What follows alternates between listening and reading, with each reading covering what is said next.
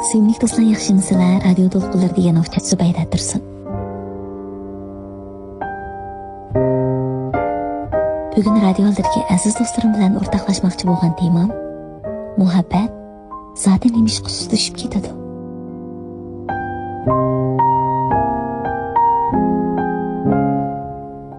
Sukut mangu ikki odamning yiroqlashib ketishining asosli sababi. Ikki odam o'rtasida o'zaro tushunish bo'lmasa, davomlashish bo'lmaydi. Davomlashish bo'lmasa, hissiyotmi bo'lmaydi. Navada ikki odamning biri gap so'ramay, yana biri javob bermasa, har qancha tanish odammi bara-bara o'rtoqligini yo'qotadi. Har qancha cho'nqir hissiyotmi asta-asta mavjudligini yo'qotadi. Agar qarshi tarafning dardini anglash va qarshi tarafga dardini to'kish istakimi bo'lmasa, undaqda bundaq muhabbatmi uzoq davomlashmaydi do'stlar.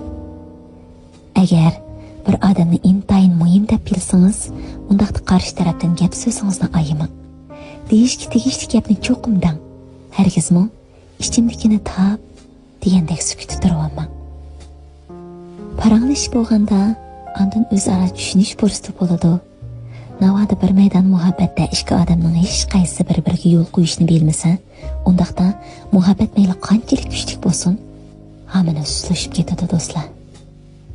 Chunki hissiyotdan sizmi orqangizga chekinmasangiz, menmi sizga yo'l qo'ymasam, o'tirimizdagi muhabbatni qandoqmi davomlashtirg'ili bo'lsin. Bu dunyoda ikki odamning ko'z qarashi o'xshash bo'lishi notayin. Faqat o'zaro moslashtirilgan xolos. Odam bilan odam o'rtasida doim to'qinish yuz berib turadi. Har qancha yaxshi do'stlarmi jidallashib qoladi. Har qancha yaxshi ayollarmi ziddiyatlashib qoladi. Agar ziddiyat yuz berganda har ikki taraf bir-biriga yo'l qo'ymasa, oxirida talash-tortish qilish yoki sovuq munosabatda bo'lish qatorliq oqibatlar bilan oyoqlashadi. Shuning bilan birga ordagi hissiyotni ig'ir buzg'unchilikqa uchrab, ko'ngil behmi sovib ketadi. Hissiyotda uftish, to'g'ri xatolik yo'q do'stlar. Agar hamisha qarshi tarafni uftiman deb yursangiz, undaqda oqibat bir-birining ko'nglini uftirib o'tish bilan oyoqlashadi. Shunga uzoq muddat birga o'tish uchun cho'qim qarshi tarafga yo'l qo'yishni bilish ham qarshi tarafga keng qursoq bo'lishni bilish kerak. Navada bir maydon muhabbatda ikki odamning biri saqlamasa, yana biri qo'g'limasa, albatta ordagi hissiyot sustlashib ketadi. Chunki muhabbatda siz qarshi tarafni saqlamasangiz, qarshi tarafni sizni izlab kelmasa, undaqda bu xil muhabbat qandoqmi davom etalisin do'stlar. Amaliyotda har bir odamning turmushda bosgan qadami o'xshash bo'lmaydi. Agar o'zaro moslashamasa, undaqda ikki taraf para-para yiroqlashib, notanishlarga aylanib ketadi. Agar bir-birimizning qadamiga moslashamasak, mangu mo'rni mo'riga taraf olg'a bosolmaymiz.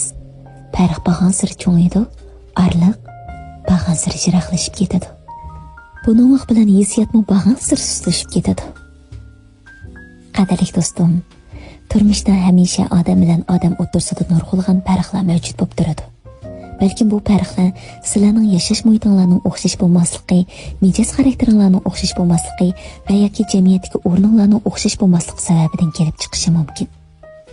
Ammo hissiyot mavjud bo'lsa-la, oldin mangan odam orqadagi odamni kutib turishni bilsa, keyinda mangan odam oldidagi odamni qo'g'lashdan voz kechmasa, unda ikki odam o'rtasida orliq shakllanmaydi-da, muhabbatmi sustlashib ketmaydi.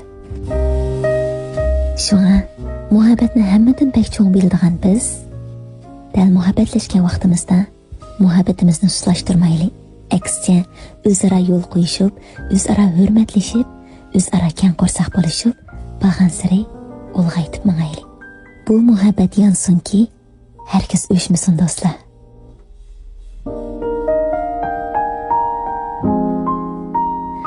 Xo'sh, bugun radiolardagi aziz do'stlarim bilan boshlanchilik mondishay. Navbat yuqorqimiz bilan ko'nglingizga yoqqan bo'lsa, do'stlar chambarkidan bahrlab qo'ying va do'stlaringizga taqdim qo'ying. Men do'stinglar Zubayda tursin. Har kuni radio to'lqinlarda uchrashishni unutmaylik. Xayr-xo'sh, sevimli do'stlar.